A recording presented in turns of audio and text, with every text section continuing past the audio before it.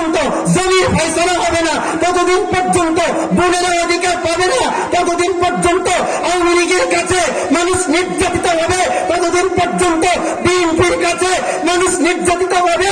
এই জাতিকে বাঁচাতে হলে অবশ্যই আলেমদেরকে এই বিচারের দায়িত্ব গ্রহণ করতে হবে।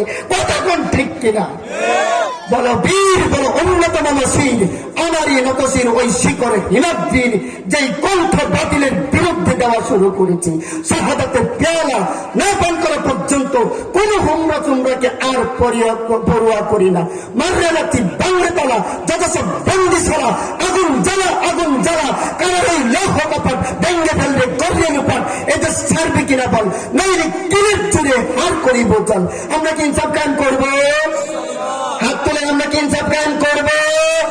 আমরা জীবন দিয়ে হলেও সমাজে সুবিচার করবো। আল্লাহ আমাদেরকে কবুল করুক বলি আমিন। হাযা মা ইনদি ওয়াল ইলমু ইনদা।